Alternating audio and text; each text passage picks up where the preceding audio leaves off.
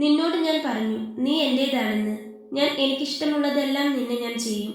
അതിനുള്ള പൈസ കൂടിയാണടി നിന്റെ ആ തള്ള എന്റെ കയ്യിൽ നിന്നും എണ്ണി വാങ്ങിയത്. അവനെ പുറമേ കാണുന്നവർ പെട്ടെന്ന് തെറ്റിദ്ധരിക്കും. അശ്വതിക്ക് തോന്നിയ പോലെ. നല്ല ദേഷ്യക്കാരന്റെ രൂപമായിരുന്നു അവന്. ഇരുനിറമാണ്. അധികം തടിയില്ലാതെ ആവശ്യത്തിന് നീളമൊക്കെയായി കാണാൻ സുന്ദരനാണ്. എങ്കിലും ഗൗരവക്കാരനാണ്. ഇടുക്കിയുടെ ഹൃദയം പോലെ കോടമഞ്ഞ് പുതഞ്ഞു കിടക്കുന്ന ഇളം കുന്ന് എന്ന കൊച്ചു ഗ്രാമം. അവിടെ റബ്ബർ മരങ്ങൾ അതിരിടുന്ന ചെമ്മൺപാതയ്ക്കരികിലെ ഓടുമേഞ്ഞ ഒരു വീട്ടിലായിരുന്നു അശ്വതിയുടെ ലോകം. 18കാരിയായ അവൾക്ക് പ്രായത്തേക്കാൾ കൂടുതൽ ഭാരം പേറുന്ന ഒരു ഭാവമായിരുന്നു കണ്ണുകളിൽ. അമ്മ മരിച്ചതോടെ അച്ഛൻ രണ്ടാമത് വിവാഹം കഴിച്ചു. ആ ബന്ധത്തിൽ അവൾക്കൊരു സഹോദരനോ സഹോദരിയോ ഉണ്ടാകുമെന്ന് കരുതിയെങ്കിലും അമ്മയെപ്പോലെ അച്ഛനും അവളെ തനിച്ചാക്കിപ്പോയി. പിന്നെ അശ്വതിക്ക് കൂട്ട് അവളുടെ രണ്ടാനമ്മ രാധയായിരുന്നു. രാധയുടെ കറുത്ത മനസ്സിൽ അശ്വതി ഒരു ഭാരമായിരുന്നില്ല, മറിച്ച് വിൽക്കാൻ വെച്ചൊരു കച്ചവട ചരക്കായിരുന്നു. അശ്വതിയുടെ സൗന്ദര്യം ഇളംകുന്നിലെ ചെറുപ്പക്കാർക്കിടയിൽ ഒരു അടക്കം പറച്ചിലായിരുന്നു. വെളുത്തു മെലിഞ്ഞ ശരീരം, കാടിന്റെ പച്ചപ്പ് കണ്ണുകളിലേക്ക് ആവാഹിച്ച പോലെയുള്ള കൃഷ്ണമണികൾ, ഒതുങ്ങിയ മൂക്ക്, നേരിയ ചുവപ്പു രാശിയുള്ള ചുണ്ടുകൾ. ഇതൊന്നും രാധയ്ക്ക് അഭിമാനിക്കാനുള്ള വകയായിരുന്നില്ല. അവൾക്കത് പണം നേടാനുള്ള ഒരു ഉപകരണം മാത്രമായിരുന്നു. ഒരു ദിവസം രാത്രി മുറ്റത്ത് ഒരു കാർ വന്നു നിന്നു. ഇളംകുന്നിൽ സാധാരണ കാണുന്ന ജീപ്പുകളിൽ നിന്നും വ്യത്യസ്തമായി അത് തിളങ്ങുന്നൊരു കറുത്ത ബലേനോ ആയിരുന്നു. രാധയുടെ മുഖത്ത് പതിവില്ലാത്തൊരു തിളക്കം.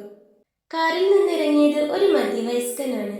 തടിച്ച ശരീരം, എണ്ണമയമുള്ള കറുത്ത മുഖം, ചെറിയ കണ്ണുകൾ. അയാളുടെ നോട്ടം അശ്വതിയുടെ നേർക്ക് പാഞ്ഞെത്തിയപ്പോൾ അവളുടെ ഉള്ളൊന്ന് പിടഞ്ഞു. അയാൾ സംസാരിക്കുമ്പോൾ രാധയുടെ മുഖത്തെ ചിരി കൂടുതൽ വഷളായി. അശ്വതി ഒന്നും മനസ്സിലാകാതെ പേടിയോടെ അകത്തേക്ക് വലിഞ്ഞു. പിറ്റേന്ന് രാവിലെ രാധ അവളെ അടുത്തു വിളിച്ചു. ഇന്നലെ വന്ന ആളുമായി നിന്റെ കല്യാണം ഉറപ്പിച്ചു. രാധയുടെ വാക്കുകൾ ചുട്ടുപഴുപ്പിച്ചൊരു കത്തി പോലെ അവളുടെ ഹൃദയത്തിൽ തുളച്ചു കയറി. അശ്വതിക്ക് ഒരു നിമിഷം ശ്വാസം മുട്ടി. എന്തിന്? എനിക്ക് അയാളെ അറിയില്ല. എനിക്ക് പേടിയാ. എനിക്ക് ഈ കല്യാണം വേണ്ട. അവൾ കരഞ്ഞുകൊണ്ട് പറഞ്ഞു. അതൊന്നും പറഞ്ഞാൽ പറ്റില്ല. ഇവിടെ എനിക്ക് നീ ഒരു ഭാരമാണ്. നിനക്കു വേണ്ടി ചെലവഴിക്കാൻ എൻ്റെ കയ്യിൽ ഇനി ഒരു ചില്ലി പൈസയില്ല. അയാൾ നല്ല പണക്കാരനാണ്. നിനക്ക് അവിടെ എല്ലാ സുഖങ്ങളും കിട്ടും. രാധയുടെ ശബ്ദം കടുത്തു. അശ്വതിക്ക് മനസ്സിലായി, ഇത് കല്യാണമല്ല, ഒരു വിൽപ്പനയാണ്. തന്നെ ആർക്കോ വിൽക്കുകയാണ്. ആ രാത്രി അവൾ ഉറങ്ങിയില്ല. ഒരു കൂടുവിട്ട് പറന്നു പോകാൻ വെമ്പുന്ന പക്ഷിയെപ്പോലെ അവളുടെ ഹൃദയം പിടിച്ചു. കുറച്ചു കഴിഞ്ഞതും രാധ അശ്വതിയുടെ അടുത്തേക്ക് വന്നത് ഒരു പുത്തൻ സാരിയുമായാണ്. കടും ചുവപ്പ് നിറമുള്ള വില കൂടിയ സാരി. ഇത് കൊടുക്ക്, എന്നിട്ട് അയാൾ വരുമ്പോൾ നന്നായി ഒരുങ്ങി സുന്ദരിയായി ഇരിക്കണം, രാധ അലക്ഷ്യമായി പറഞ്ഞു. അശ്വതിയുടെ കണ്ണുകൾ നിറഞ്ഞൊഴുകി. അവൾ സാരിയിലേക്ക് നോക്കിയില്ല. നേരെ രാധയുടെ കാൽക്കലേക്ക് വീണു. രാധമ്മേ, എന്നെ വിൽക്കരുത്. ആ ശബ്ദം നേർത്തൊരു തേങ്ങലായിരുന്നു. ഞാൻ രാപ്പകൽ പണിയെടുക്കാം. ഈ വീട്ടിലെ എല്ലാ ജോലിയും ഞാൻ ചെയ്യാം. നിങ്ങൾ പറയുന്നതെന്തും ഞാൻ അനുസരിക്കാം. പക്ഷേ അയാളുടെ അടുത്തേക്ക് എന്നെ വിടരുത്. ഞാൻ കേട്ടറിഞ്ഞത് വെച്ച് അയാൾ ഒട്ടും നല്ലതല്ല, അവൾ കരഞ്ഞുകൊണ്ട് പറഞ്ഞു. രാധയുടെ മനസ്സ് ഒരു നിമിഷം പോലും ഇളകിയില്ല. കരിങ്കല്ല് പോലെ കട്ടിയായ അവരുടെ ഹൃദയത്തിൽ അവളുടെ ആ കണ്ണീരിന് ഒരിളക്കവും വരുത്താനായില്ല. എഴുന്നേൽക്ക്, ഇത് എന്തൊരു കോപ്രായമാണ്, അവർ ദേഷ്യത്തിൽ അലറി. നിങ്ങൾ എന്നെ മോളെപ്പോലെ കണ്ടില്ലെങ്കിലും നിങ്ങൾ എനിക്ക് അമ്മയെപ്പോലെയാണ്. ഞാൻ നിങ്ങൾക്ക് മകളെപ്പോലെ. ഒരു മകളെ ഇങ്ങനെ പണത്തിനു വേണ്ടി. അശ്വതിയുടെ വാക്കുകൾ തൊണ്ടയിൽ കുരുങ്ങി. എന്നെ പറഞ്ഞയക്കരുത് രാധമ്മേ. എനിക്ക് രാധമ്മയല്ലാതെ വേറെ ആരുമില്ല. നിങ്ങൾ മാത്രമേ ഉള്ളൂ. എനിക്കൊരു കാര്യവും വേണ്ട. ഈ വീട്ടിലെ ഏതെങ്കിലും ഒരു മൂലയ്ക്കിരുന്ന് ഞാൻ എങ്ങനെയെങ്കിലും ജീവിച്ചോളാം. എനിക്ക് അയാളെ പേടിയാണ്, അതുകൊണ്ടാ. അശ്വതി രാധയുടെ കാൽമുട്ടുകളിൽ മുറുകെ പിടിച്ചു. ആ പിടിയിൽ അവളുടെ ജീവൻ മുഴുവനും ഉണ്ടായിരുന്നു. നീ അടങ്ങ്.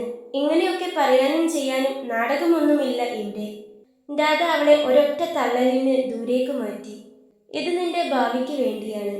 അയാൾക്ക് നല്ല സ്വാധീനമുണ്ട്. നിനക്കവിടെ രാജകീയമായി ജീവിക്കാം. അല്ലാതെ ഈ റബ്ബർ തോട്ടത്തിൽ ഒടുങ്ങിപ്പോവാനല്ല നിന്റെ വിധി. രാധയുടെ സ്വരത്തിൽ അവജ്ഞയായിരുന്നു. അവർക്ക് ആവശ്യം അശ്വതിയുടെ നല്ല ഭാവിയായിരുന്നില്ല. പകരം കേശവൻ നൽകിയ ആ വലിയ തുക മാത്രമായിരുന്നു. എനിക്കൊരു രാജകീയ ജീവിതവും വേണ്ട. എനിക്ക് ഈ ചെളിക്കുണ്ടിലെ ജീവിതം മതി. എന്നെ ഉപദ്രവിക്കരുത്. ഞാൻ ഇവിടെ എങ്ങനെയെങ്കിലും. അശ്വതി ചുമരിനോട് ചാരിയിരുന്ന് കരഞ്ഞു. വാക്ക് പറഞ്ഞാൽ മാറ്റാൻ പറ്റില്ല മോളെ. ഒരുപാട് പൈസ ഞാൻ വാങ്ങിക്കഴിഞ്ഞു. ഇനി നീ പോയേ പറ്റൂ. ഇത് കഴിഞ്ഞുപോയ കാര്യമാണ്. രാധ അവളുടെ തോളിൽ പിടിച്ചു വലിച്ചുയർത്തി. ആ പിടിയിൽ ഒരു സ്നേഹമോ വാത്സല്യമോ ഉണ്ടായിരുന്നില്ല. കേവലം ഒരു ബലപ്രയോഗം മാത്രം. അശ്വതിയുടെ മനസ്സ് തകർന്നു പോയിരുന്നു. തന്നെ രക്ഷിക്കാൻ ഈ ലോകത്ത് ആരുമില്ലെന്ന് അവൾക്ക് ഉറപ്പായി. ഒത്തിരി നേരം ഇരുന്ന് കരഞ്ഞ ശേഷം അവൾ ചിലതെല്ലാം മനസ്സിൽ ഉറപ്പിച്ചു. പിന്നെ പതിയെ എഴുന്നേറ്റ് അവൾ യാന്ത്രികമായി ആ ചുവന്ന സാരി എടുത്തുകൊടുത്തു. കണ്ണീരിൽ കുതിർന്ന ആ മുഖം കണ്ണാടിയിൽ നോക്കാൻ അവൾക്ക് കഴിഞ്ഞില്ല. കുറച്ചു കഴിഞ്ഞതും മുറ്റത്ത് വീണ്ടും കേശവന്റെ കാർ വന്നു നിന്നു. പോകാം. അവളെ ആകെ ഒന്ന് ഒഴിഞ്ഞു നോക്കിക്കൊണ്ട് കേശവൻ ഒരു ചിരിയോടെ പറഞ്ഞു. വല്ലാത്തൊരു ക്രൂരതയുണ്ടായിരുന്നു ആ ചിരിയിൽ. ആ ചിരി കണ്ടതും അവളൊന്ന് വിറച്ചുപോയി. അവൾക്ക് ഒന്നും പറയാനുണ്ടായിരുന്നില്ല. പറഞ്ഞിട്ടും കാര്യമില്ലെന്ന് അവൾക്ക് മനസ്സിലായിരുന്നു. ഹൃദയത്തിലെ അവസാനത്തെ പ്രതീക്ഷയുടെ തിരിയും അണഞ്ഞുകൊണ്ട് അവൾ രാധയുടെ കൺമുന്നിലൂടെ താൻ പിറന്നു വീണ വീട്ടിൽ നിന്ന് അയാൾക്ക് മുന്നിലേക്ക് ഒരു ബലിയാടായി നടന്നു. രാധയുടെ മുഖത്ത് തൃപ്തിയുടെ സന്തോഷകരമായ ഒരു ചിരി നിറഞ്ഞു വന്നു. കേശവന്റെ കാർ ഇളംകുന്നിലെ ചെമ്മൺ പാതയിലൂടെ ഇടുങ്ങിയ ലോകത്തു നിന്ന് വിശാലമായ ലോകത്തേക്ക്, പക്ഷെ കൂടുതൽ അപകടകരമായ ഒരു ജീവിതത്തിലേക്ക് അവളെയും കൊണ്ട് കുതിച്ചു. കേശവൻ അവളെ കൂട്ടിക്കൊണ്ടു പോയത് ഇളംകുന്നിൽ നിന്ന് ഏറെ ദൂരെയുള്ള നഗരത്തിലെ ഒരു വലിയ വീട്ടിലേക്കായിരുന്നു. ചുറ്റുമതിലുകളാൽ മറച്ച ആഡംബരത്തിന്റെ ഭീകരത നിറഞ്ഞ ഒരിടം. കേശവൻ എന്നാൽ പണക്കൊഴുപ്പിന്റെ ഹുങ്കിൽ സ്ത്രീകളെ വെറും കളിപ്പാവയായി കാണുന്നൊരു കാട്ടാളനായിരുന്നു. പലപ്പോഴും അയാൾ പാവപ്പെട്ട പെൺകുട്ടികളെ പണം കൊടുത്ത് വാങ്ങുകയും കുറച്ചുനാൾ കഴിഞ്ഞ് ഉപേക്ഷിക്കുകയും ചെയ്തിരുന്നു. അവരോട് എങ്ങനെ പെരുമാറണമെന്ന് അയാൾക്ക് ഒരു ചിട്ടയും ഉണ്ടായിരുന്നില്ല. വൈകുന്നേരത്തോടു കൂടിയാണ് അവർ അയാളുടെ വീട്ടിലെത്തിയത്. ഇടയ്ക്ക് വണ്ടി നിർത്തി അവർ ഭക്ഷണവും കഴിച്ചിരുന്നു. ഭക്ഷണമൊന്നും കഴിക്കാൻ കൂട്ടാക്കാതിരുന്ന അവളെ അയാൾ പേടിപ്പിച്ചാണ് ഭക്ഷണം കഴിപ്പിച്ചത്. ആ വീട്ടിലെത്തിയ അശ്വതി ഭയന്നു വിറച്ചു. ആ ദിവസം തന്നെ കേശവന്റെ ക്രൂരമായ നോട്ടങ്ങൾ അവളെ വല്ലാതെ അസ്വസ്ഥയാക്കി. ഇവിടെ ഞാനും നീയും മാത്രം. ഞാൻ പറയുന്നതെന്തും നീ അനുസരിക്കണം. വീട്ടിലെത്തിയ ഉടനെ അയാൾ ചിരിച്ചുകൊണ്ട് പറഞ്ഞ വാക്കുകൾ അവളുടെ ചെവിയിൽ തീവ്രമായി മുഴങ്ങി. എങ്ങനെ ഇവിടെ നിന്നും രക്ഷപ്പെടും എന്ന ചിന്തയോടെ അവൾ അവിടെയുള്ളൊരു മുറിയിൽ തന്നെ ഇരുന്നു. കുറച്ചു കഴിഞ്ഞതും മദ്യത്തിന്റെ ഗന്ധം ആ വീട്ടിൽ നിറഞ്ഞു. അശ്വതി, ഇവിടെ വന്നിരിക്കി. അയാൾ വിളിച്ചതും അവളൊന്ന് ഞെട്ടി. ആ പേടിയോടെ തന്നെ അശ്വതി അയാളുടെ അടുത്തേക്ക് വിറച്ചുകൊണ്ട് നടന്നു. അയാളുടെ കയ്യിൽ മദ്യം നിറച്ചൊരു ഗ്ലാസ് ഉണ്ട്. അയാൾ അവളെ തുറിച്ചു നോക്കി. അയാളുടെ കണ്ണുകൾ അവളുടെ ശരീരത്തിലായിരുന്നു. നിന്നെ എൻ്റെ ഇഷ്ടത്തിനനുസരിച്ച് ഞാൻ എന്തും ചെയ്യും. നീ അനുസരണയുള്ളവളായിരിക്കണം. എൻ്റെ ആഗ്രഹത്തിന് എതിരായി എന്തെങ്കിലും നീ എതിർത്ത് സംസാരിച്ചാൽ. അയാൾ വാചകം പൂർത്തിയാക്കാതെ നിർത്തി. അയാളുടെ കണ്ണുകളിൽ തിളങ്ങിയ ക്രൂരതയുടെ തീനാളം അവൾ കണ്ടു. പേടിച്ചിട്ട് അവൾ ആലില പോലെ വിറയ്ക്കാൻ തുടങ്ങിയിരുന്നു. അപ്പോഴേക്കും അവളെ ഒന്ന് നോക്കിക്കൊണ്ട് തന്നെ അയാൾ പതിയെ എഴുന്നേറ്റ് അവളുടെ അടുത്തേക്ക് വന്നു. അശ്വതിക്ക് ശ്വാസം നിലച്ചുപോയി. ലോകം തന്നെ കറങ്ങുന്നത് പോലെ അവൾക്ക് തോന്നി. അയാൾ അവളുടെ കൈകളിൽ ബലമായി പിടിച്ചു. ആ പിടിയിൽ ഒരു ദുഷ്ടന്റെ ആർത്തിയും ബലപ്രയോഗവും ഉണ്ടായിരുന്നു. അശ്വതി വേദനയോടെ കൈ വലിക്കാൻ ശ്രമിച്ചു. എവിടേക്കാടി പോകുന്നത്? നീ ഇനി എന്റേതാണ്. എന്നെ എതിർക്കാൻ ഇവിടെ ആരുമില്ല. നീ ഇതെല്ലാം അനുഭവിക്കാൻ വേണ്ടി വന്നവളാണ്. അയാൾ അലറിക്കൊണ്ട് അവളെ ബലമായി തന്നോട് ചേർക്കാൻ ശ്രമിച്ചതും അവൾ കുതറി മാറാൻ ശ്രമിച്ചു. എന്നാൽ അപ്പോഴേക്കും അയാൾ അവളുടെ സാരിയുടെ പിന്നഴിച്ചിരുന്നു. മാറിൽ നിന്നും അവളുടെ സാരി അയാൾ വലിച്ചു പറിച്ചു. അവളൊന്ന് ഞെട്ടിയെങ്കിലും വേഗം തന്നെ തൻ്റെ രണ്ടു കൈകൊണ്ടും നെഞ്ചു മറച്ചു പിടിച്ചു. അയാളുടെ കണ്ണുകൾ ഒരു നിമിഷം അവളുടെ മാറിൽ തന്നെ തങ്ങി നിന്നു. ഇതുവരെ കണ്ട പെണ്ണുങ്ങളെപ്പോലെയല്ല ഇവളെന്ന് അയാൾക്ക് തോന്നി. വെളുത്ത നിറത്തിൽ ഒതുങ്ങിയ അവളുടെ അരക്കെട്ടും ചുവന്ന ബ്ലൗസിനുള്ളിൽ നിറഞ്ഞു നിൽക്കുന്ന അവളുടെ മാറിടവും അയാൾ കൊതിയോടെ നോക്കി. അയാൾ ഒന്ന് ഉമിനീരിറക്കിപ്പോയി. വല്ലാത്തൊരു ആർത്തിയോടെ അയാൾ അവൾക്കരികിലേക്ക് അടുക്കാൻ തുടങ്ങിയതും അവൾ വേഗം നിലത്ത് വീണു കിടക്കുന്ന സാരിയെടുത്ത് ദേഹം ഒന്നാകെ മറച്ചു കളഞ്ഞു. കണ്ടു കൊതി തോന്നിയ അവളുടെ ശരീരം വസ്ത്രം കൊണ്ട് മറിഞ്ഞതും അയാൾ ദേഷ്യം കൊണ്ട് വിറച്ചു. അയാളുടെ കണ്ണുകളിൽ തീ ആളിക്കത്തി. എന്നെ ഒന്നും ചെയ്യല്ലേ. അവൾ 2 കൈകളും അയാൾക്ക് നേരെ കൂപ്പിക്കൊണ്ട് കരഞ്ഞു പറഞ്ഞു. നിന്നോട് ഞാൻ പറഞ്ഞു, നീ എൻ്റേതാണെന്ന്. എനിക്കിഷ്ടമുള്ളതെല്ലാം നിന്നെ ഞാൻ ചെയ്യും. അതിനുള്ള പൈസ കൂടിയാണടി നിന്റെ ആ തള്ള എൻ്റെ കയ്യിൽ നിന്നും എണ്ണി വാങ്ങിയത്. അയാൾ ദേഷ്യം കൊണ്ട് വിറച്ചു. അവൾക്ക് വല്ലാത്ത സങ്കടം തോന്നി. തൊണ്ടയിൽ നിന്നും കരച്ചിൽ ചീളുകൾ പുറത്തേക്ക് വന്നു. കരയരുത്. അവളുടെ കരച്ചിൽ കേട്ട് അയാൾ അവൾക്ക് നേരെ ചൂണ്ടുവിരൽ ചുണ്ടിൽ മുട്ടിച്ചുകൊണ്ട് പറഞ്ഞതും അവൾ ഒരു ഞെട്ടലോടെ കരച്ചിൽ അടക്കി പിടിച്ചു. അയാൾ വീണ്ടും അവൾക്കരികിലേക്ക് അടുക്കാൻ തുടങ്ങിയതും തൻ്റെ ജീവിതം അവസാനിച്ചു. ഇനി തനിക്കൊരു രക്ഷയില്ലെന്ന് അവൾക്ക് തോന്നി. എന്തെങ്കിലും സാധനം കിട്ടിയിരുന്നാൽ അയാളുടെ തലയ്ക്കൊന്ന് കൊടുത്ത് രക്ഷപ്പെടാമായിരുന്നു. അവൾ ചിന്തിച്ചുകൊണ്ട് ചുറ്റും നോക്കി. അയാൾ അവൾക്കടുത്തേക്ക് എത്തിയ അതേ നിമിഷം അയാളുടെ പോക്കറ്റിലിരുന്ന മൊബൈൽ ഫോൺ ശബ്ദിച്ചു. ആ ശബ്ദം ഒരു രക്ഷകനെ പോലെ അശ്വതിയുടെ കാതുകളിൽ പതിച്ചു. കേശവൻ കലിയോടെ ഫോൺ എടുക്കാൻ വേണ്ടി അശ്വതിയെ തള്ളി മാറ്റി. പോ, അങ്ങോട്ട് മാറി നിൽക്ക്. അയാൾ ദേഷ്യത്തിൽ ഫോണുമായി ഹാളിലെ ഒരു മൂലയിലേക്ക് പോയി. അയാൾ സംസാരിക്കുന്നത് കേട്ടപ്പോൾ അത് അത്യാവശ്യമായ ഒരു ബിസിനസ് കോൾ ആണെന്ന് അവൾക്ക് മനസ്സിലായി. അയാൾ സംസാരിക്കുമ്പോൾ വല്ലാത്ത ദേഷ്യത്തിലായിരുന്നു. ഞാൻ ഇപ്പോൾ തന്നെ അവിടേക്ക് എത്താം, നീ വെയിറ്റ് ചെയ്യണം പറഞ്ഞുകൊണ്ട് അയാൾ ഫോൺ വെച്ചു. ശേഷം അയാൾ അശ്വതിയുടെ നേർക്ക് തിരിഞ്ഞു.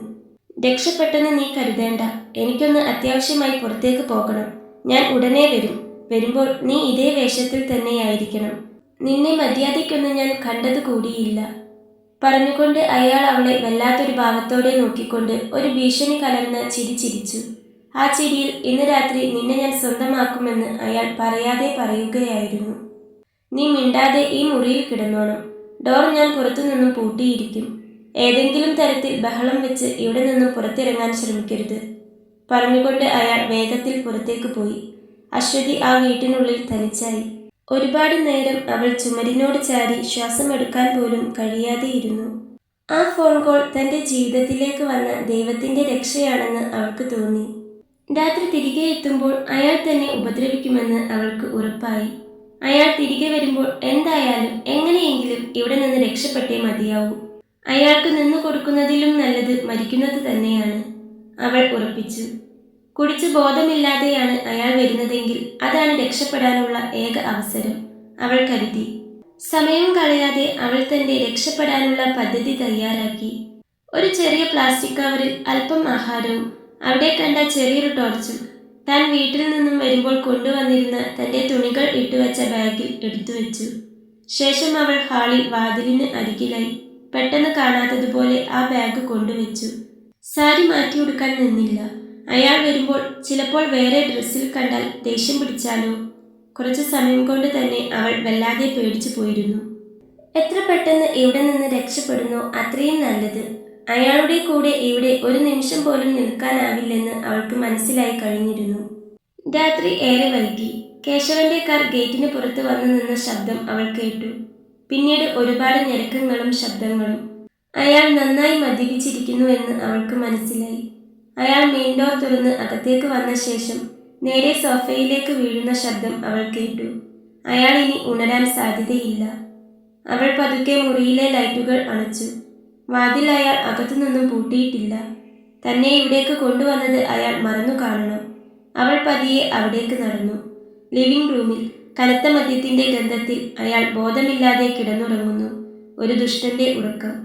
വാതിൽ ശബ്ദമുണ്ടാക്കാതെ പതിയെ തുറന്ന് സൈഡിലായി ഒളിപ്പിച്ചു വെച്ചിരിക്കുന്ന ബാഗുമെടുത്ത് ഇരുട്ടിലൂടെ റോഡിലേക്ക് ഇറങ്ങി ഓടുമ്പോൾ അവൾ ആശ്വാസത്തോടെ ശ്വാസം വലിച്ചു. കുറച്ചു ദൂരം ഓടിക്കഴിഞ്ഞപ്പോൾ തന്നെ അവൾ നന്നേ ക്ഷീണിച്ചിരുന്നു. അപ്പോഴാണ് റോഡിന്റെ ഓരത്ത് ലൈറ്റിട്ട് നിർത്തിയിട്ടിരുന്ന ഒരു ചെറിയ പിക്കപ്പ് വണ്ടി അവളുടെ ശ്രദ്ധയിൽപ്പെട്ടത്. അതൊരു പഴയ വണ്ടിയായിരുന്നു. ചരക്കു കയറ്റാൻ ഉപയോഗിക്കുന്ന ഒന്ന്. വണ്ടിക്കുള്ളിൽ ആരുമില്ലായിരുന്നു. രക്ഷപ്പെടാനുള്ള ഒരേ ഒരു മാർഗം. അവൾ ശബ്ദമുണ്ടാക്കാതെ വണ്ടിയുടെ പിൻഭാഗത്തേക്ക് കയറി. അവിടെ ചാക്കുകൾക്കിടയിൽ ഒതുങ്ങിക്കൂടി അവൾ ഇരുന്നു. ഇനി എന്ത് സംഭവിക്കുമെന്ന് അവൾക്കറിയില്ല. എങ്കിലും അവളുടെ അവസാന പ്രതീക്ഷയായിരുന്നു ആ വണ്ടി. അശ്വതി ഒളിച്ചിരുന്ന ആ പഴയ പിക്കപ്പ് വണ്ടിയുടെ തട്ടിൽ കുരുമുളകും ഏലവും കയറ്റാൻ ഉപയോഗിക്കുന്ന ചണച്ചാക്കുകൾ അടുക്കി വെച്ചിരുന്നു. അവൾ അതിനിടയിൽ ശ്വാസം പോലും പതിയാക്കിക്കൊണ്ട് ചുരുണ്ടുകൂടി കിടന്നു. ആരും പുറകുവശത്തേക്ക് വന്നു നോക്കല്ലേ എന്നവൾ പ്രാർത്ഥിച്ചുകൊണ്ടിരുന്നു. കുറച്ചു സമയത്തിനു ശേഷം വണ്ടിയുടെ വാതിൽ തുറക്കുന്ന ശബ്ദം അവൾ കേട്ടു. പിന്നീട് ഒരു ബീഡി കത്തിക്കുന്ന മണം അന്തരീക്ഷത്തിൽ പരന്നു. അവനെന്തോ പിറുപിറുക്കുന്നുണ്ടായിരുന്നു. ശബ്ദത്തിൽ ദേഷ്യത്തിന്റെ നേരിയ അംശമുണ്ടായിരുന്നു. അവൾക്ക് ഭയം തോന്നി. ഈ വണ്ടിയിലുള്ളയാൾ നല്ല സ്വഭാവക്കാരനാണോ, അതോ കേശവനെ പോലെ ക്രൂരനാണെങ്കിലോ? തന്നെ കണ്ടാൽ അയാൾ എന്തു ചെയ്യും? തന്നെ ഉപദ്രവിക്കുമോ? അവൾക്കാകെ പേടി തോന്നുന്നുണ്ടായിരുന്നു. എങ്കിലും എങ്ങനെയെങ്കിലും കേശവന്റെ കയ്യിൽ നിന്നും രക്ഷപ്പെടണം. അവൾ അതുമാത്രം കണക്കുകൂട്ടി. ബീഡി വലിച്ചു തീർന്ന ശേഷം അയാൾ വണ്ടിയിൽ കയറിയിരുന്നു. ശക്തമായൊരു സ്റ്റാർട്ടിംഗ് ശബ്ദത്തോടെ വണ്ടി മുന്നോട്ട് കുതിച്ചു. ഓരോ നിമിഷവും വണ്ടി മുന്നോട്ട് പോകുമ്പോൾ താൻ കേശവന്റെ പിടിയിൽ നിന്ന് അകലുകയാണെന്ന ചിന്ത അവൾക്ക് അത്രമേൽ ആശ്വാസം നൽകി. എങ്കിലും ഈ യാത്ര എവിടേക്കാണ് എന്ന ചിന്ത അവളെ അലട്ടി. വണ്ടി ഓടിക്കുന്നയാൾ ഒരു സാധാരണ കർഷകനായിരുന്നു. പേര് അരവിന്ദ്. നഗരത്തിൽ പോയി വളവും മറ്റും വാങ്ങിച്ച് തിരിച്ചു വരികയായിരുന്നു അവൻ. വെളുപ്പാൻ കാലത്ത് തോട്ടത്തിലെത്തണം, അതായിരുന്നു അവന്റെ ലക്ഷ്യം. അവനെ പുറമേ കാണുന്നവർ പെട്ടെന്ന് തെറ്റിദ്ധരിക്കും. അശ്വതിക്ക് തോന്നിയ പോലെ നല്ല ദേഷ്യക്കാരന്റെ രൂപമായിരുന്നു അവന്. ഇരുനിറമാണ്. അധികം തടിയില്ലാതെ ആവശ്യത്തിന് നീളമൊക്കെയായി കാണാൻ സുന്ദരനാണ്. എങ്കിലും ഗൗരവക്കാരനാണ്. കാര്യമായി ചിരിക്കാത്ത കടുപ്പമേറിയ മുഖം. സംസാരിക്കുമ്പോൾ ശബ്ദം ഒരു മുഴക്കത്തോടെ പുറത്തുവരും. താടിയും മുടിയും അധികം ശ്രദ്ധിക്കാതെ വളർത്തിയിട്ടുണ്ട്. അവന്റെ നാട്ടിലെ കർഷകർക്കിടയിൽ അവനെക്കുറിച്ച് പൊതുവെ ഒരു അഭിപ്രായമുണ്ട്. പുറമേ കടുപ്പം, എങ്കിലും അകമേ പാവം. അരവിന്ദ് തന്റെ ഭൂമിയിൽ മാത്രം ശ്രദ്ധിച്ചിരുന്ന ഒരു മനുഷ്യനായിരുന്നു. നാട്ടുകാര്യങ്ങളിലോ മറ്റുള്ളവരുടെ ജീവിതത്തിലോ അവന് താല്പര്യമുണ്ടായിരുന്നില്ല. ഒറ്റയ്ക്ക് ഒരു മലമുകളിലായിരുന്നു അവന്റെ താമസം. തന്റെ കൃഷി, വളം, വിത്ത്, അതായിരുന്നു അവന്റെ ലോകം തന്നെ. വണ്ടി ഏറെ ദൂരം സഞ്ചരിച്ചു. റോഡുകളുടെ ഗതി മാറിയതോടെ വണ്ടിയുടെ കുലുക്കം കൂടി. ചാക്കുകൾക്കിടയിൽ ഒളിച്ചിരുന്ന അശ്വതിക്ക് വേദനിച്ചു. അവളൊന്ന് ഞെരിപിരി കൊണ്ടു. ആ നേരിയ ശബ്ദം അവന്റെ ശ്രദ്ധയിൽപ്പെട്ടു. ആരാ അവിടെ? അരവിന്ദ് ഉറക്കെ ചോദിച്ചു. അവന്റെ ശബ്ദം കുറച്ച് ദേഷ്യം കൊണ്ട് കനത്തിരുന്നു. പക്ഷെ അവൻ ചോദിച്ചതിന് മറുപടിയില്ല. ഞാൻ ചോദിച്ചത് കേട്ടില്ലേ? ആരാണെന്ന് പറഞ്ഞോ, അല്ലെങ്കിൽ ഞാൻ വണ്ടി നിർത്തി അവിടേക്ക് വരും. ചോദിച്ചതിന് മറുപടിയില്ലെന്ന് കണ്ട് അവന്റെ ശബ്ദം വീണ്ടും കനത്തു. അശ്വതിക്ക് പേടിയായി. ഇത്രയും ദൂരം ഓടി രക്ഷപ്പെട്ട ശേഷം ഇപ്പോൾ പിടിക്കപ്പെട്ടാൽ ഇയാൾക്ക് തന്നെ ഉപദ്രവിക്കാനോ അല്ലെങ്കിൽ കേശവന് കൈമാറാനോ സാധിക്കും. അരവിന്ദ് വണ്ടി റോഡരികിലേക്ക് നിർത്തി ഹാൻഡ് ബ്രേക്ക് വലിച്ചിട്ടു. അവൻ കലി കയറി പുറത്തേക്കിറങ്ങി. നിനക്കിത് കളിക്കാനുള്ള സ്ഥലമല്ല, സമയവും. ആരാണെന്ന് ഞാൻ ചോദിച്ചില്ലേ? അരവിന്ദ് പിറകുവശത്തേക്ക് വന്നു. അവൻ ചാക്കുകൾക്കിടയിലേക്ക് വെളിച്ചം അടിച്ചു നോക്കി. വെളിച്ചം നേരെ അശ്വതിയുടെ മുഖത്തേക്ക് പതിച്ചു. പേടിച്ചു വിറച്ച് കണ്ണുകൾ ഇറുക്കിയടച്ച് ചുരുണ്ടുകൂടി കിടക്കുന്ന ഒരു പെൺകുട്ടി. അരവിന്ദ് ഞെട്ടിപ്പോയി. ചാക്കു കയറ്റാൻ വന്ന ഏതോ കള്ളനാണെന്ന് കരുതിയ അവന് തെറ്റി. ആരാ നീ? എന്തിനാ എന്റെ വണ്ടിയിൽ കയറിയത്? അരവിന്ദിന്റെ ശബ്ദത്തിലെ ദേഷ്യം അപ്പോൾ അല്പം കുറഞ്ഞിരുന്നു. പക്ഷേ ഇപ്പോഴും കടുപ്പം വിട്ടുമാറിയിരുന്നില്ല. അശ്വതിക്ക് മറുപടി പറയാൻ കഴിഞ്ഞില്ല. പേടിച്ച് അവളുടെ തൊണ്ട വറ്റിപ്പോയിരുന്നു. അവളുടെ കണ്ണിൽ നിന്ന് കണ്ണീർ ഒഴുകി. അവൾ കൈകൂപ്പി അവനോട് യാചിച്ചു. എന്നെ ഒന്നും ചെയ്യരുത്, എന്നെ വിട്ടേക്ക്. ഞാൻ വേറെ നിവൃത്തിയില്ലാത്തതുകൊണ്ട് ഇതിൽ കയറിയതാണ്. എന്നെ ഇവിടെ വഴിയിൽ ഇറക്കി വിടരുത്. അവളുടെ വാക്കുകൾ മുറിഞ്ഞുപോയി. അരവിന്ദ് അവളെ തന്നെ ഒന്ന് സൂക്ഷിച്ചു നോക്കി. കീറിപ്പറഞ്ഞ വേഷമല്ല, വില കൂടിയ സാരി. അങ്ങനെയുള്ള അവൾ ഒരു യാചകയെപ്പോലെ തന്റെ വണ്ടിയിൽ ഒളിച്ചിരിക്കുന്നതിൽ അവന് സംശയം തോന്നി. എങ്കിലും അവളുടെ കണ്ണിലെ ഭയം കള്ളമല്ലെന്ന് അവന് തോന്നി. എന്താണെങ്കിലും വണ്ടിയിൽ നിന്നിറങ്ങൂ, അരവിന്ദ് പറഞ്ഞു. അശ്വതി വിറച്ചുകൊണ്ട് ചാക്കുകൾക്കിടയിൽ നിന്ന് എഴുന്നേറ്റു. അവൾ താഴെ ഇറങ്ങി. ഇരുട്ടിൽ ആ വിജനമായ റോഡരികിൽ ഒരു ദേശക്കാരനായ അപരിചിതന്റെ മുന്നിൽ അവൾ പേടിയോടെ ഒറ്റയ്ക്ക് നിന്നു. എന്താ പ്രശ്നം? എവിടുന്നാണ് വരുന്നത്? എന്തിനാ എന്റെ വണ്ടിയിൽ കയറിയത്? എവിടേക്കാണ് നിനക്ക് പോകേണ്ടത്? സത്യം പറഞ്ഞാൽ നിനക്ക് നല്ലത്, അവൻ പറഞ്ഞു. എനിക്ക് ഒരിടത്തും പോകാനില്ല. അവൾക്ക് പറയാൻ വാക്കുകൾ കിട്ടിയില്ല. കേശവനെക്കുറിച്ചോ രാധയെക്കുറിച്ചോ പറയാൻ അവൾ ഭയന്നു. അരവിന്ദ് അവളെ നോക്കി. ഒരു നിമിഷം അവൻ ആലോചിച്ചു. ഈ പാതിരാത്രിയിൽ ഒരു പെൺകുട്ടി ഒറ്റയ്ക്ക്. സാരമില്ല, നിനക്ക് പോകാൻ ഒരു സ്ഥലമില്ലെങ്കിൽ ഈ വണ്ടിയിൽ ഇരുന്നോളൂ. ഞാൻ പോകുന്നിടം വരെ നിനക്കും പോകാം. പക്ഷേ ശബ്ദമുണ്ടാക്കരുത്. ഞാൻ പോലീസിൽ അറിയിക്കാൻ പോകുകയാണ്, അവൻ കടുപ്പിച്ചു പറഞ്ഞു. ആ നിമിഷം പോലീസ് എന്ന വാക്ക് കേട്ടതും അശ്വതിക്ക് പേടിയായി. പോലീസ് കേസ് ഉണ്ടായാൽ കേശവൻ അവളെ എളുപ്പത്തിൽ പിടികൂടും. അയാൾക്ക് പണവും സ്വാധീനവുമുണ്ട്. അവൾ പെട്ടെന്ന് അവന്റെ കാൽക്കൽ വീണു. വേണ്ട, എന്നെ പോലീസിൽ ഏൽപ്പിക്കരുത്. ഞാൻ നിങ്ങളോട് യാചിക്കുകയാണ്. എന്നെ പോലീസിൽ ഏൽപ്പിക്കരുത്. നിങ്ങളോട് ഞാൻ സത്യം പറയാം, പക്ഷേ പോലീസിൽ പറയരുത്. അവളുടെ ശബ്ദം ഭയം കൊണ്ട് വിറച്ചു. ഏയ്, എന്താ ഇത്? പറഞ്ഞുകൊണ്ട് അരവിന്ദ് അവളെ എഴുന്നേൽപ്പിച്ചു. അവനൊരു നിമിഷം ആലോചിച്ചു. പെട്ടെന്ന് ഒരു പെൺകുട്ടിയെ പോലീസിൽ ഏൽപ്പിച്ചാൽ ഉണ്ടാകുന്ന നൂലാമാലകളെക്കുറിച്ച് അവന് അറിയാമായിരുന്നു. ചോദ്യം ചെയ്യലുകൾ, സ്റ്റേഷനിലേക്കുള്ള ഓട്ടം, തോട്ടത്തിൽ പണി നഷ്ടപ്പെടുന്നത്. അവനതൊന്നും താല്പര്യമില്ലായിരുന്നു. ശരി, പോലീസിൽ ഏൽപ്പിക്കുന്നില്ല. ഇപ്പോ വന്ന് വണ്ടിയിൽ കയറ്. അവൻ എന്തോ ആലോചിച്ച ശേഷം തലയൊന്ന് കുടഞ്ഞുകൊണ്ട് അവളോട് പറഞ്ഞു. എന്നിട്ട് അവൻ അവളെ തുറിച്ചു നോക്കി. എന്താ നിന്റെ പേര്? അശ്വതി. അവൾ കഷ്ടപ്പെട്ട് മറുപടി പറഞ്ഞു. ശരി അശ്വതി, ഞാൻ അധികം ചോദ്യങ്ങൾ ചോദിക്കാൻ നിൽക്കുന്നില്ല. പക്ഷേ ഒന്ന് മാത്രം പറഞ്ഞാൽ മതി. നീ കൊടും കുറ്റവാളിയാണോ? നിന്നെ തേടി പോലീസ് വരുമോ? നിന്നെ സഹായിച്ചതിന്റെ പേരിൽ ഞാൻ അകത്താകുമോ? അവൻ ചോദിച്ചു. അശ്വതി വേഗത്തിൽ ഇല്ലെന്ന് തലയാട്ടി. അല്ല, ഞാൻ ആരെയും ഉപദ്രവിച്ചിട്ടില്ല. എനിക്കാരോടും പകയില്ല. എല്ലാവരും എന്നെയാണ് ഉപദ്രവിച്ചത്. ഞാൻ രക്ഷപ്പെട്ട് ഓടിയതാണ്, ഒരു ദുഷ്ടന്റെ കയ്യിൽ നിന്ന്. അവൾ പതിയെ പറഞ്ഞു. പറയുമ്പോൾ സങ്കടം കൊണ്ട് അവളുടെ ചുണ്ടുകൾ വിറച്ചിരുന്നു. അരവിന്ദ് കുറച്ചുനേരം അവളെ സംശയത്തോടെ നോക്കി. പുറകില് കയറേണ്ട, നീ ഇവിടെ മുന്നിൽ ഇരുന്നോളൂ. ഇത്രയും ദൂരം ചാക്കിനുള്ളിൽ കിടന്ന് യാത്ര ചെയ്യേണ്ട, അവൻ പറഞ്ഞു. എന്നിട്ട് കയ്യിലെ ടോർച്ച് ലൈറ്റ് ഓഫ് ചെയ്ത് അവൻ ഡ്രൈവിംഗ് സീറ്റിലേക്ക് കയറി. അശ്വതിക്ക് ആ വാക്കുകൾ വലിയ ആശ്വാസമായി. അവൾ നന്ദിയോടെ അവനെ ഒന്ന് നോക്കിയ ശേഷം വേഗം മുന്നിലെ പാസഞ്ചർ സീറ്റിൽ കയറിയിരുന്നു. വണ്ടിയുടെ വാതിൽ അടച്ചതും അവൾക്കൊരു സുരക്ഷിതത്വം തോന്നി. വണ്ടി വീണ്ടും മുന്നോട്ട് കുതിച്ചു. അരവിന്ദ് അവളെ ശ്രദ്ധിക്കുന്നുണ്ടായിരുന്നില്ല. റോഡിൽ മാത്രം ശ്രദ്ധിച്ച് അവൻ വണ്ടി ഓടിച്ചു. അവന്റെ കണ്ണുകളിൽ ഉറക്കമില്ലാത്തതിന്റെ ക്ഷീണം നിറഞ്ഞു നിന്നു. നിന്നെ എവിടെയാണ് ഇറക്കേണ്ടത്? കുറച്ചു ദൂരം പോയ ശേഷം അരവിന്ദ് ചോദിച്ചു. എനിക്കറിയില്ല. അശ്വതിയുടെ കണ്ണുകൾ വീണ്ടും നിറഞ്ഞു. എനിക്ക് പോകാൻ ഒരിടമില്ല. എൻ്റെ നാട് ഇളംകുന്നാണ്. അവിടെ എത്തിയാലും എൻ്റെ രണ്ടാനമ്മ എന്നെ വീണ്ടും അയാളുടെ കയ്യിൽ തന്നെ ഏൽപ്പിക്കും. എനിക്ക് ഈ നാട്ടിലെന്നല്ല എവിടെയും ആരുമില്ല, അവൾ പറഞ്ഞു. അരവിന്ദ് അവളെ നോക്കി. അവന്റെ കടുപ്പമുള്ള മുഖം ഒരു നിമിഷം അയഞ്ഞു. അവന് അവളെ കണ്ടിട്ട് എന്തോ ഒരു സഹതാപം തോന്നി. അവളുടെ നിസ്സഹായത അവനെ വല്ലാതെ അലോസരപ്പെടുത്തി. എൻ്റെ വീട് ഒരു ഒറ്റപ്പെട്ട സ്ഥലത്താണ്, ഒരു മലയുടെ മുകളിൽ. ആരും വരാനോ പോകാനോ സാധ്യതയില്ലാത്ത ഒരിടം. എങ്കിലും അവിടെ ഒരു സ്ത്രീയെ ഒളിപ്പിക്കുന്നത് അപകടമാണ്. എനിക്കിതൊന്നും ചെയ്ത് ഒരു കേസിൽ പെടാൻ വയ്യ, അരവിന്ദ് പിറുപിറുത്തുകൊണ്ട് പറഞ്ഞു. നിങ്ങൾ എന്നെ ഉപദ്രവിക്കില്ലെങ്കിൽ നിങ്ങളുടെ വീട്ടുജോലികളെല്ലാം ഞാൻ ചെയ്തോളാം. എന്നെ സഹായിച്ചാൽ ഈ ഉപകാരം ഞാൻ ഒരിക്കലും മറക്കില്ല. നിങ്ങൾക്ക് പുണ്യം കിട്ടും, അശ്വതി യാചിച്ചു. അവൾക്ക് കേശവന്റെ പിടിയിൽ നിന്ന് എങ്ങനെയെങ്കിലും അകന്നു നിന്നാൽ മതിയായിരുന്നു. അരവിന്ദ് വണ്ടിയുടെ വേഗത കുറച്ചു. നേരം പുലരാൻ തുടങ്ങിയിരുന്നു. എങ്ങും നേരിയ മഞ്ഞ വെളിച്ചം. ശരി, ഞാൻ നിന്നെ അവിടെ നിർത്താം. പക്ഷേ ഒരു നിബന്ധനയുണ്ട്, അരവിന്ദ് പറഞ്ഞു.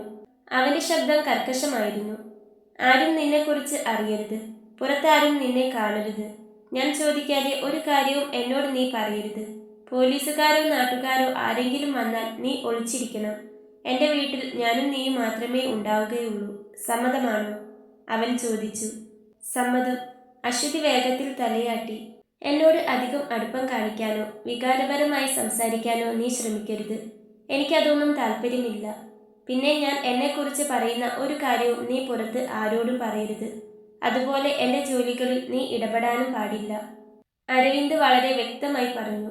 അശ്വതി എല്ലാം സമ്മതിച്ചു. അവന്റെ ദേഷ്യവും അകൽച്ചയും അവൾക്ക് മനസ്സിലായി. എന്നാൽ കേശവനെ പോലെയുള്ള ഒരു ദുഷ്ടന്റെ ക്രൂരമായ കൈകളിൽ നിന്ന് രക്ഷപ്പെടാൻ ഇതിലും വലിയൊരു അവസരം അവൾക്ക് കിട്ടില്ല. അവനൊരു ദേഷ്യക്കാരനാണ്. പക്ഷേ അയാളുടെ വാക്കുകളിലും പെരുമാറ്റത്തിലും ഒരു തരം സത്യസന്ധതയുണ്ടെന്ന് അവൾക്ക് തോന്നി. വണ്ടി കുറച്ചുകൂടി മുന്നോട്ട് പോയി. റോഡിൽ നിന്ന് ഒരു ചെറിയ കാട്ടുപാതയിലേക്ക് വണ്ടി തിരിഞ്ഞു. അശ്വതിയുടെ അടുത്ത ജീവിതം ആരും അറിയാത്ത ആ മലമുകളിലെ വീട്ടിലായിരുന്നു. അരവിന്ദിന്റെ വണ്ടി ഏകദേശം അരമണിക്കൂറോളം ആ കടുപ്പമേറിയ കാട്ടുപാതയിലൂടെ സഞ്ചരിച്ചു. വഴിയരികിൽ ഇടതൂർന്ന മരങ്ങൾ മാത്രം. പുലർച്ചെയുടെ നേരിയ വെളിച്ചം മരങ്ങൾക്കിടയിലൂടെ താഴേക്ക് അരിച്ചിറങ്ങി. മലയുടെ മുകളിലെത്തിയപ്പോൾ വിശാലമായ ഒരിടം. അവിടെ ഒരു റബ്ബർ തോട്ടത്തിനോട് ചേർന്ന് ഒറ്റപ്പെട്ട ഒരു ചെറിയ വീട്. ഓടുമേഞ്ഞ ഒറ്റനിലയുള്ള ആ വീടിന് ഒരുപാട് പഴക്കമുണ്ടായിരുന്നു. അരവിന്ദ് വണ്ടി നിർത്തി. വീടെത്തി, ഇറങ്ങിക്കോ, അവൻ ചുരുക്കി പറഞ്ഞു. അശ്വതി വണ്ടിയിൽ നിന്നിറങ്ങി. തണുത്ത കാറ്റ് അവളെ പൊതിഞ്ഞു. ശുദ്ധമായ ആ കാലാവസ്ഥയിൽ അവൾക്ക് മനസ്സിൽ ഒരു നേരിയ ആശ്വാസം തോന്നി. അവൾ ആ വീടിന് ചുറ്റും നോക്കി. ആരും ശ്രദ്ധിക്കാനില്ലാത്ത ഒരിടം. അരവിന്ദിന്റെ വാക്ക് സത്യമാണ്. ഈ ലോകത്തു നിന്ന് ഒളിച്ചിരിക്കാൻ പറ്റിയ സ്ഥലം. അരവിന്ദ് വണ്ടിയിൽ നിന്ന് സാധനങ്ങൾ ഇറക്കാൻ തുടങ്ങി. അവിടെ ചുമ്മാ നിൽക്കാതെ ഈ സാധനങ്ങൾ വീട്ടിലേക്ക് കയറ്റാൻ സഹായിക്കി, അവൻ പറഞ്ഞു. അവന്റെ ശബ്ദത്തിൽ യാതൊരു ദയയും ഉണ്ടായിരുന്നില്ല. അശ്വതി വേഗത്തിൽ അവനെ സഹായിക്കാൻ ചെന്നു. അത്ര വലുതെടുക്കേണ്ട, നിന്നെക്കൊണ്ട് ആകുന്നത് എടുത്താൽ മതി. വലിയൊരു ചാക്കെടുക്കാൻ കഷ്ടപ്പെടുന്ന അവളെ കണ്ട് അവൻ പറഞ്ഞു. അവളൊന്ന് തലയാട്ടി. അവൾക്ക് ചുമക്കാവുന്ന ചാക്കുകൾ എടുത്ത് അവൾ വീട്ടിലേക്ക് നടന്നു. വീടിന്റെ അകത്ത് വലിയ ആഡംബരമൊന്നും ഉണ്ടായിരുന്നില്ല. വൃത്തിയായി അടുക്കി വെച്ച പഴയ ഫർണിച്ചറുകൾ, ഒരു വലിയ ഹാളും അതിനോട് ചേർന്ന അടുക്കളയും 3 മുറികളുമുള്ള ഒരു കുഞ്ഞു വീട്. അതിൽ അടുക്കളയോട് ചേർന്ന് കിടക്കുന്ന 3ാമത്തെ മുറിയിൽ അവന്റെ കൃഷി സാധനങ്ങളാണ് വെക്കാറ്. സാധനങ്ങളെല്ലാം അകത്തു വെച്ച ശേഷം അരവിന്ദ് അവളെ നോക്കി. അടുക്കള അതാണ്, നിനക്ക് ഉപയോഗിക്കാം. ഇവിടെ എന്റെ കാര്യങ്ങൾ ഞാൻ സ്വയം ചെയ്യും. നിന്റെ കാര്യം നീ നോക്കുക. ഒരു സ്ത്രീക്ക് വേണ്ട വസ്ത്രങ്ങളോ മറ്റു സാധനങ്ങളോ ഇവിടെയില്ല.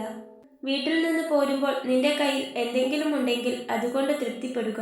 അല്ലെങ്കിൽ അടുത്ത ആഴ്ച ടൗണിൽ പോകുമ്പോൾ ഞാൻ എന്തെങ്കിലും വാങ്ങിത്തരാം, അവൻ പറഞ്ഞു. അശ്വതി തലകുലുക്കി. ഇതാണ് നിന്റെ മുറി. അവൻ അടുക്കളയുടെ എതിർവശത്തുള്ള ഒരു ചെറിയ മുറി ചൂണ്ടിക്കാട്ടി. ഞാൻ എൻ്റെ മുറിയിലായിരിക്കും. ഒരു കാര്യവുമില്ലാതെ എൻ്റെ മുറിയിൽ കയറരുത്. ഈ വീടിന് ഒരടുക്കും ചിട്ടയുമുണ്ട്, അത് തെറ്റിക്കരുത്. ഞാൻ നേരത്തെ പറഞ്ഞു, എനിക്ക് അടുപ്പമോ വികാരങ്ങളോ ആവശ്യമില്ല, താല്പര്യവുമില്ല.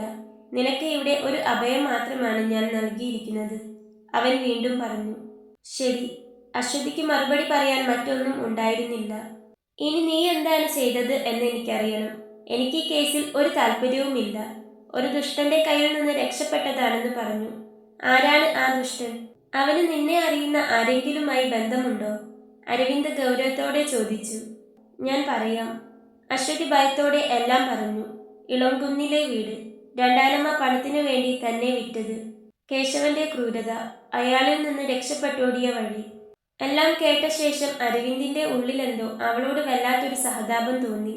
എങ്കിലും അവനത് പുറത്ത് കാണിച്ചില്ല. നിനക്ക് പോകാനൊരിടമില്ലാത്തത് ഒരു സത്യമാണ്. അതുകൊണ്ടാണ് ഞാൻ നിന്നെ ഇവിടെ നിർത്തുന്നത്. കേശവൻ എന്ന ആൾ ഒരു പക്ഷേ നിന്നെ തിരഞ്ഞു നടക്കുന്നുണ്ടാവാം. എങ്കിലും ഇവിടെയെങ്ങും അവൻ എത്താൻ സാധ്യതയില്ല. ഇനി ഈ കാര്യം നീ എന്നോട് പറഞ്ഞത് മറന്നേക്കുക. ഞാൻ നിനക്കൊരു സഹായം ചെയ്തു, അത്രമാത്രം. പറഞ്ഞുകൊണ്ട് അവൾ എന്തെങ്കിലും പറയുന്നതിനു മുൻപേ അരവിന്ദ് അവന്റെ മുറിയിലേക്ക് പോയി വാതിലടച്ചു. അശ്വതിക്ക് അവനോട് ഒരു നന്ദി പറയാൻ പോലും കഴിഞ്ഞില്ല. അവൻ അവൾക്ക് ഒരു വാതിലാണ് തുറന്നു തന്നത്. പുറമേ പരുഷമെങ്കിലും അവന്റെ അകത്ത് നല്ലൊരു മനുഷ്യനുണ്ടെന്ന് അവൾക്ക് തോന്നി. ആദ്യ ദിവസം അവൾ മുറിയിൽ തന്നെ ഇരുന്നു. വിശപ്പും ക്ഷീണവും അവളെ തളർത്തിയിരുന്നു. എങ്കിലും പുറത്തു പോകാൻ അവൾക്കൊരു വല്ലായ്മ. അപ്പോഴാണ് അവൾക്ക് കേശവന്റെ വീട്ടിൽ നിന്നും പോരുമ്പോൾ എന്തൊക്കെയോ കുറച്ച് പലഹാരങ്ങൾ ചെറിയൊരു കവറിലെടുത്തത് ഓർമ്മ വന്നത്. അവൾ വേഗം അതെടുത്ത് കഴിച്ചു. അരവിന്ദിനോട് വേണോ എന്ന് ചോദിക്കണമെന്ന് അവൾക്കുണ്ടായിരുന്നു. എങ്കിലും അവന്റെ ഒരു കാര്യത്തിലും തന്നോട് ഇടപെടരുത് എന്ന് പറഞ്ഞതുകൊണ്ട് മാത്രം അവൾ അവനോടൊന്നും ചോദിച്ചില്ല. കുറച്ചു കഴിഞ്ഞപ്പോൾ അരവിന്ദ് പുറത്തു പോകാനായി തയ്യാറായി. കയ്യിൽ ഒരു കൈക്കോട്ടും മഴുവെല്ലാം എടുത്തിട്ടുണ്ട്. എനിക്കിപ്പോൾ തോട്ടത്തിൽ പോകണം. ഇനി രാത്രിയെ ഞാൻ തിരികെ എത്തൂ. നീ ഈ വീടിന് വെളിയിലേക്ക് പോകരുത്. ഇനി അഥവാ ആരെങ്കിലും ചോദിച്ചാൽ നീ ഈ വീട്ടിലെ ജോലിക്കാരിയാണെന്ന് പറയാം. പക്ഷേ ആരും വരാൻ സാധ്യതയില്ല, അവൻ പറഞ്ഞു. അവൻ പോയി കഴിഞ്ഞപ്പോൾ അശ്വതിക്ക് ആശ്വാസമായി. അവൾ അവൻ കാണിച്ചു കൊടുത്ത മുറിയിൽ കയറി കതകടച്ചു. കേശവന്റെ പിടിയിൽ നിന്ന് രക്ഷപ്പെട്ടതിന്റെ ആശ്വാസം ഒരു നിമിഷം അവളെ പുണർന്നെങ്കിലും മുന്നോട്ടുള്ള ജീവിതത്തെക്കുറിച്ചുള്ള ഭയം അവളെ വേഗം കീഴടക്കി. അവൾ കട്ടിലിൽ ചുരുണ്ടു കിടന്നു.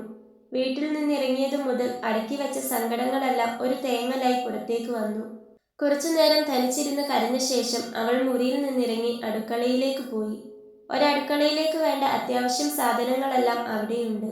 അതിപ്പോ പാത്രങ്ങളായാലും ആഹാര സാധനങ്ങളായാലും. അടുക്കി വെച്ചിട്ടുള്ള പാത്രങ്ങൾ, മൂലയ്ക്ക് ചാക്കുകളിൽ അരിയും പലവ്യഞ്ജനങ്ങളും. അരവിന്ദ് ഒരു ചിട്ടയുള്ള ജീവിതം നയിക്കുന്ന വ്യക്തിയാണെന്ന് അവൾക്ക് മനസ്സിലായി. അവൻ കുറച്ച് കടുപ്പക്കാരനാണ്. പക്ഷെ അവൾക്ക് അതിജീവിക്കണം. അതിന് ഈ വീട്ടിലെ ഒരു അംഗത്തെപ്പോലെ പണിയെടുക്കുകയല്ലാതെ മറ്റു മാർഗമില്ല. ആ വീട്ടിൽ, ആ നിശബ്ദമായ മലമുകളിൽ അശ്വതി തന്റെ പുതിയ ഒറ്റപ്പെട്ട ജീവിതം തുടങ്ങി. അരവിന്ദിന്റെ കർശനമായ വാക്കുകളും നിശബ്ദമായ നിയമങ്ങളുമായിരുന്നു അവളുടെ മുന്നിലെ പിന്നീടുണ്ടായിരുന്ന വെല്ലുവിളികൾ. അരവിന്ദ് തോട്ടത്തിലേക്ക് പോയിരുന്നു. നേരം വൈകുമെന്ന് പറഞ്ഞെങ്കിലും അവൻ അധികം താമസിയാതെ തിരികെ എത്തുമെന്നാണ് അവൾ കരുതിയത്. അവിടെ ഉണ്ടായിരുന്ന സാധനങ്ങൾ കൊണ്ട് അവൾ ഭക്ഷണം ഉണ്ടാക്കാൻ തുടങ്ങി. അവൾ കുറച്ച് ചോറ് വെച്ചു. അടുക്കളയിൽ കണ്ട തക്കാളിയും ഉള്ളിയും വെച്ച് ചെറിയൊരു നാടൻ കറിയുണ്ടാക്കി. അരവിന്ദ് തനിക്കൊരു അഭയം തന്നു.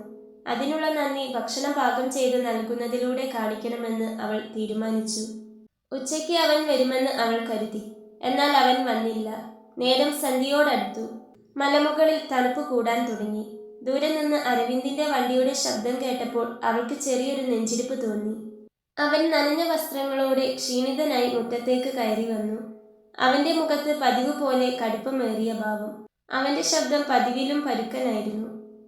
നീ എന്തെങ്കിലും കഴിച്ചോ? അവൻ ചോദിച്ചു. ആ ചോദ്യം അവളോടുള്ള കരുതൽ കൊണ്ടായിരുന്നില്ല, മറിച്ച് ഒരു കടമ പോലെ ചോദിച്ചതായിരുന്നു എന്ന് അവൾക്ക് തോന്നി. ഇല്ല, നിങ്ങൾ വരട്ടെ എന്ന് കരുതി. അശ്വതി വിനയത്തോടെ മറുപടി പറഞ്ഞു. ഞാൻ ചോറും ചെറിയൊരു കറിയും ഉണ്ടാക്കിയിരുന്നു.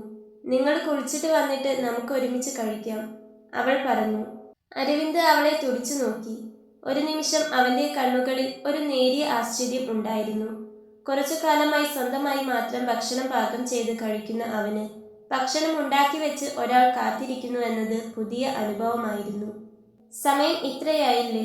എന്നെ കാത്തിരുന്ന് ഉച്ചയ്ക്ക് കഴിക്കാതിരുന്നത് എന്തിനാണ്? നീ എൻ്റെ ജോലിക്കാരിയല്ല. നിനക്ക് വിശക്കുമ്പോൾ കഴിക്കാം. എനിക്ക് വേണ്ടി ആരും കാത്തിരിക്കേണ്ട, അരവിന്ദ് കടുപ്പത്തിൽ പറഞ്ഞു. എങ്കിലും ആ വാക്കുകൾക്ക് പിന്നിൽ ഒരല്പം ശ്രദ്ധയുണ്ടെന്ന് അശ്വതിക്ക് മനസ്സിലായി. ഉച്ചയ്ക്ക് വരുമെന്ന് കരുതി, ഇപ്പൊ വരും എന്ന് കരുതി നേരം പോയി. എനിക്ക് ഒറ്റയ്ക്ക് പരിചയമില്ലാത്തൊരു വീട്ടിൽ ഒറ്റയ്ക്കെടുത്ത് കഴിക്കാൻ തോന്നിയില്ല. പിന്നെ സമയത്തിന് കഴിച്ച് ശീലമില്ല, അതുകൊണ്ട് കുഴപ്പമില്ല, അവൾ മറുപടി നൽകി. അരവിന്ദ് അവളെ വെറുതെ ഒന്ന് നോക്കിയതല്ലാതെ ഒന്നും പറഞ്ഞില്ല. അവൻ പിറകുവശത്തേക്ക് കുളിക്കാനായി നടന്നു. അവൻ തിരികെ വന്നപ്പോൾ അശ്വതി ചോറും ഉണക്കമീൻ വറുത്തതും ഒരു നാടൻ തക്കാളിക്കറിയും അവന് വിളമ്പി. അരവിന്ദ് അത്ഭുതത്തോടെ അവളെ നോക്കി. വീട്ടിലെ കാര്യങ്ങൾ സ്വന്തമായി ചെയ്യുന്ന അരവിന്ദിന് ഒരാൾ സ്നേഹത്തോടെ വിളമ്പി നൽകുന്നത് ഒരു പുതിയ അനുഭവമായിരുന്നു. അവൻ കഴിക്കാൻ തുടങ്ങി. അവന്റെ മുഖം ശാന്തമായിരുന്നു. ആഹാരം കഴിച്ചു തീർന്ന ശേഷം അവൻ ഒരു നിമിഷം പാത്രത്തിൽ നിന്ന് തലയുയർത്തി. നല്ല സ്വാദുണ്ടായിരുന്നു, അവൻ കഷ്ടപ്പെട്ട് പറഞ്ഞു. അതിന് അവളൊന്ന് ചിരിച്ചതേയുള്ളൂ. ഭക്ഷണം കഴിച്ച ശേഷം അരവിന്ദ് തന്നെ അവൻ കഴിച്ച പാത്രം കഴുകി വെച്ചു. പിന്നീട് ഒരു സംസാരത്തിന് നിൽക്കാതെ അവൻ അവന്റെ മുറിയിലേക്ക് പോയി. നീ എന്നെക്കുറിച്ച് ഒന്നും ചിന്തിച്ച് സമയം കളയേണ്ട. നിന്റെ കാര്യങ്ങൾ നീ നോക്കുക. ഇവിടെ നീ ഒരു അഭയാർത്ഥി മാത്രമാണ്, അവൻ വാതിൽ അടയ്ക്കുന്നതിനു മുൻപ് അവളോട് പറഞ്ഞു. അശ്വതിക്ക് വിഷമം തോന്നി.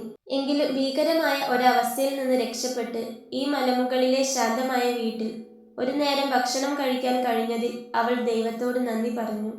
അവൾ ഇവിടെ വന്നിട്ട് ഇപ്പോൾ ഒരാഴ്ചയായി. ആ മലമുകളിലെ വീട്ടിലെ അവളുടെ ജീവിതം ഒരു കണിശം നിറഞ്ഞ ചിട്ടയിലേക്ക് ഒതുങ്ങി. അശ്വതി വീട്ടുജോലികൾ ഏറ്റെടുത്തു. വീട് എപ്പോഴും വൃത്തിയായി സൂക്ഷിച്ചു. അരവിന്ദ് തിരികെ വരുമ്പോൾ ചൂടുള്ള ഭക്ഷണം തയ്യാറാക്കി വെച്ചു. എങ്കിലും അവർ തമ്മിൽ ഇപ്പോഴും വലിയ സംസാരമില്ല. മൗനത്തിന്റെ വലിയൊരു മതിൽ അവർക്കിടയിൽ നിറഞ്ഞു നിന്നിരുന്നു. എന്നത്തെയും പോലെ അരവിന്ദ് പുലർച്ചെ തോട്ടത്തിലേക്ക് പോകും. അവൻ പോയാൽ പിന്നെ അശ്വതിക്ക് ആ വീട് മാത്രമായിരുന്നു അവളുടെ ലോകം. അവൾ വീടിന് പുറത്ത് അധികം പോയില്ല. അരവിന്ദിന്റെ നിർദ്ദേശം അവൾ അനുസരിച്ചു. അരവിന്ദ് ഒരു യന്ത്രത്തെ പോലെയായിരുന്നു. അവന്റെ ജീവിതത്തിൽ കൃഷിയും കഠിനാധ്വാനവുമല്ലാതെ മറ്റൊന്നുമില്ലായിരുന്നു. അവൻ സംസാരിക്കുന്നത് വളരെ കുറവാണ്. സംസാരിച്ചാൽ തന്നെ അത് ആവശ്യത്തിന് മാത്രം. രാവിലെ തോട്ടത്തിലെ കാര്യങ്ങൾ, രാത്രി ഭക്ഷണം കഴിക്കുമ്പോൾ അടുത്ത ദിവസത്തേക്കുള്ള ജോലികൾ, അത്രമാത്രം. അതായിരുന്നു എപ്പോഴും അവന്റെ ചിന്ത. അശ്വതിയോടുള്ള അവന്റെ സമീപനം ഇപ്പോഴും കടുപ്പമുള്ളതായിരുന്നു. അവൾ നൽകുന്ന ഭക്ഷണത്തിന് ഒരു നന്ദിവാക്ക് പോലും പിന്നീട് അവൻ പറഞ്ഞില്ല. എങ്കിലും അവൻ ആസ്വദിച്ച് കഴിക്കുന്നത് കണ്ടാൽ തന്നെ മനസ്സിലാകും അവളുണ്ടാക്കുന്ന ഭക്ഷണം അവൻ അത്രയേറെ ഇഷ്ടപ്പെടുന്നുണ്ടെന്ന്. കൂട്ടത്തിൽ അവൾ ചെയ്യുന്ന കാര്യങ്ങളെ ശ്രദ്ധിക്കുന്നതായി പോലും അവൻ നടിച്ചില്ല. അവളെ അവളുടേതായ സ്വാതന്ത്ര്യത്തോടെ അവളുടെ വഴിക്ക് വിട്ടതായിരുന്നു അവൻ. ഒരു ദിവസം അശ്വതി ഉച്ചഭക്ഷണം കഴിക്കാൻ പോയപ്പോൾ അവൾ ഒരു കാര്യം ശ്രദ്ധിച്ചു. അരവിന്ദിന്റെ തളത്തിൽ റബ്ബർ ഷീറ്റുകൾ ഉണങ്ങാൻ വെച്ചിരുന്നതിന്റെ ഓരത്തായി ഒരുപാട് പുസ്തകങ്ങൾ അടുക്കി വെച്ചിരിക്കുന്നു. അത് കൃഷിയുമായി ബന്ധപ്പെട്ട പുസ്തകങ്ങൾ മാത്രമല്ലായിരുന്നു. മലയാളത്തിലെ പ്രശസ്ത എഴുത്തുകാരുടെ നോവലുകളും കവിതാ സമാഹാരങ്ങളും ഉണ്ടായിരുന്നു അതിൽ. അവൾക്ക് അതിശയം തോന്നി. പുറമേ കടുപ്പക്കാരനായ ഈ മനുഷ്യന്റെ ഉള്ളിൽ ഒരു വായനക്കാരനുണ്ടോ? അടുത്ത ദിവസം അരവിന്ദ് തോട്ടത്തിൽ പോയ സമയത്ത് അവൾ അവന്റെ മുറിയുടെ ജനൽ തുറന്ന് അവിടുത്തെ ഷെൽഫിലേക്ക് നോക്കി. അവിടെയും ഒരുപാട് പുസ്തകങ്ങൾ അടുക്കി വെച്ചിരിക്കുന്നു.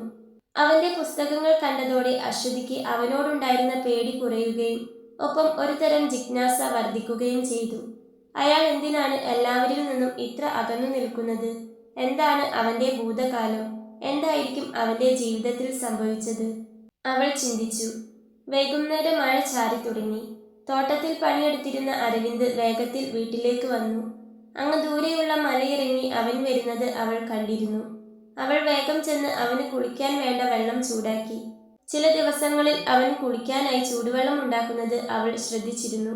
ഇന്നിപ്പോൾ മഴ കൂടി പെയ്തതുകൊണ്ടാണ് അവൾ വെള്ളം ചൂടാക്കിയത്. ചൂടാക്കിയ വെള്ളം അവൾ കുളിമുറിയിൽ കൊണ്ടുപോയി വെച്ചു. അടുക്കളയിൽ ചായ ഉണ്ടാക്കിക്കൊണ്ടിരുന്നവൾ മുറ്റത്തെ കാലനക്കം മറിഞ്ഞ് അങ്ങോട്ട് നോക്കി. ഇന്ന് വെള്ളം ചൂടാക്കാൻ മടി തോന്നിയ അവൻ നനഞ്ഞ വസ്ത്രങ്ങളോടെ തന്നെ കുളിമുറിയിലേക്ക് കയറാൻ പോകുമ്പോഴാണ് അവൾ അവനെ പിറകിൽ നിന്നും വിളിച്ചത്. ചൂടുവെള്ളം വെച്ചിട്ടുണ്ട്, കുളിച്ചിട്ട് വാ, ചായ ഇപ്പോ ആവും, അശ്വതി പതിഞ്ഞ സ്വരത്തിൽ പറഞ്ഞു. അരവിന്ദ് ആദ്യമായി കാണുന്നത് പോലെ അവളെ നോക്കി. ഒരു നിമിഷം അവന്റെ കണ്ണുകളിൽ എന്തോ ഒരു ഭാവം മിന്നി മറഞ്ഞു. അത് പക്ഷേ തീർച്ചയായും ദേഷ്യമായിരുന്നില്ല. ഞാൻ പറഞ്ഞിട്ടില്ലേ, നിനക്കെന്നെ സഹായിക്കേണ്ട ആവശ്യമില്ല. നിന്റെ ഇതുപോലെയുള്ള ജോലി നിന്റെ മുറിക്കകത്ത് മാത്രം ഒതുങ്ങി നിന്നാൽ മതി. അവൻ പഴയ കടുപ്പം വീണ്ടെടുത്തു. അത് സാരമില്ല, ഞാനിപ്പോൾ വെറുതെ ഇരിക്കുകയല്ലേ, പിന്നെ ഇത് അരവിന്ദേട്ടന് ഒരു സഹായമാവുമല്ലോ, അവൾ പറഞ്ഞു. ഇപ്പോൾ കുറച്ച് ദിവസങ്ങളായി അവൾ അരവിന്ദേട്ട അരവിന്ദേട്ട എന്ന് വിളിക്കാൻ തുടങ്ങിയിട്ട്. അത് കേൾക്കുമ്പോൾ അവൻ ആദ്യം എന്തോ പോലെയായിരുന്നു, എന്തൊക്കെയോ ഓർമ്മ വരുന്നത് പോലെ. ഇപ്പോൾ അവനത് കാര്യമാക്കാറില്ല. എനിക്കിവിടെ അങ്ങനെ ഒരാളുടെയും ഒരു സൗകര്യത്തിൻ്റെയും ആവശ്യമില്ല. പിന്നെ ചെയ്തു തന്നതിന് നന്ദി. ഇനി ഇത് ആവർത്തിക്കരുത്, പറഞ്ഞുകൊണ്ട് അരവിന്ദ് കുളിമുറിയിലേക്ക് കയറി. അശ്വതിക്ക് വിഷമം തോന്നി. താൻ സ്നേഹത്തോടെ എന്തെങ്കിലും ചെയ്യുമ്പോൾ അതിനെ തള്ളിക്കളയുന്നത് എന്തിനാണ്? അവളുണ്ടാക്കിയ ഭക്ഷണം പോലും ഒരു വികാരവുമില്ലാതെ കഴിച്ചു തീർക്കുന്ന അവന്റെ രീതികൾ അവളെ എന്തോ വേദനിപ്പിച്ചു. അവനിൽ നിന്നും എന്തെങ്കിലും ഒരു നല്ല വാക്ക് അവൾ പ്രതീക്ഷിച്ചിരുന്നു, ആഗ്രഹിച്ചിരുന്നു. അവന് ഇനി തന്നോട് എന്തെങ്കിലും വെറുപ്പുണ്ടോ? അതോ അവൻ പൊതുവെ ഇങ്ങനെ തന്നെയാണോ? ആ രാത്രി ഭക്ഷണം കഴിക്കുമ്പോൾ വീടിനകത്ത് പൂർണ്ണമായ മൗനമായിരുന്നു. ആ മൗനം അവൾക്ക് സഹിക്കാൻ കഴിഞ്ഞില്ല. അരവിന്ദേട്ട, അവൾ പതിഞ്ഞ ശബ്ദത്തിൽ വിളിച്ചു. അവൻ തലയുയർത്തി പുരികം ചുളിച്ചുകൊണ്ട് അവളെ നോക്കി. ഞാനൊരു കാര്യം ചോദിച്ചോട്ടെ? എന്താണ്? അവന്റെ ശബ്ദം കനത്തു. അരവിന്ദേട്ടൻ എന്തിനാണ് ഇത്ര ദേഷ്യത്തിൽ സംസാരിക്കുന്നേ? ഞാൻ എന്തെങ്കിലും തെറ്റ് ചെയ്തോ? അവൾ ചോദിച്ചു. അത് ചോദിക്കുമ്പോൾ അവൾക്ക് എന്തോ സങ്കടമുണ്ടെന്ന് അരവിന്ദന് മനസ്സിലായിരുന്നു. അരവിന്ദ് കയ്യിലുണ്ടായിരുന്ന പാത്രം മേശപ്പുറത്ത് വെച്ചു.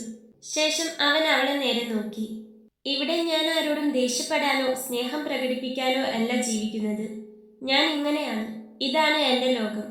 നിന്നെ ഞാനിവിടെ നിർത്തിയിരിക്കുന്നത് എനിക്ക് നിന്നോട് വലിയ ദയ തോന്നിയതുകൊണ്ടോ സ്നേഹം തോന്നിയതുകൊണ്ടോ അല്ല. എന്തോ വഴിയിൽ ഇറക്കി വിടാൻ തോന്നിയില്ല. ഞാൻ നിനക്കൊരു അഭയം തന്നു.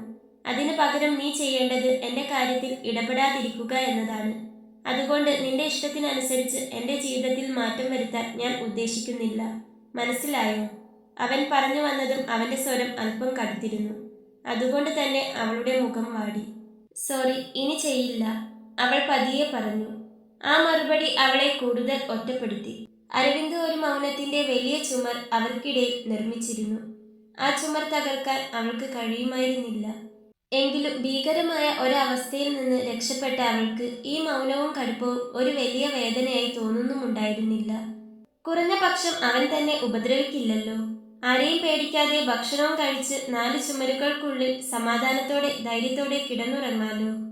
ഒരു ദിവസം അശ്വതി അടുക്കളയിൽ പാത്രം കഴുകുമ്പോൾ അരവിന്ദ് മുറ്റത്തെ അതിരിലായുള്ള മൺതിട്ടയിലിരുന്ന് പുസ്തകം വായിക്കുന്നത് അവൾ ശ്രദ്ധിച്ചു. അവൾ പാത്രം കഴുകി കമഴ്ത്തി വെച്ച ശേഷം കൈ കഴുകി അവനരികിലേക്ക് ചെന്നു. അരവിന്ദേട്ടന് ഒരുപാട് പുസ്തകങ്ങൾ ഉണ്ടല്ലേ? അവൾ ചോദിച്ചു. അരവിന്ദ് പുസ്തകത്തിൽ നിന്ന് കണ്ണെടുക്കാതെ തന്നെ മറുപടി പറഞ്ഞു. ഉണ്ട്, എനിക്കിതൊരു ശീലമാണ്. ഈ ലോകത്ത് എനിക്ക് കൂട്ടായിട്ടുള്ളത് ഈ പുസ്തകങ്ങൾ മാത്രമാണ്. പോരെ, ഇനി ഞാൻ വായിക്കുന്നതിനെ കുറിച്ച് നീ ഒരു ചോദ്യവും ചോദിക്കരുത്, അവൻ പറഞ്ഞു. ഞാൻ ഒന്നും ചോദിക്കില്ല. 10 കഴിഞ്ഞതിൽ പിന്നെ എനിക്ക് സ്കൂളിൽ പോയി പഠിക്കാൻ പറ്റിയിട്ടില്ല. ചെറിയമ്മ സമ്മതിച്ചില്ല. അത്രയൊക്കെ പഠിപ്പ് മതിയെന്ന് പറഞ്ഞു. പക്ഷേ വായിക്കാൻ എനിക്ക് വലിയ ഇഷ്ടമാണ്.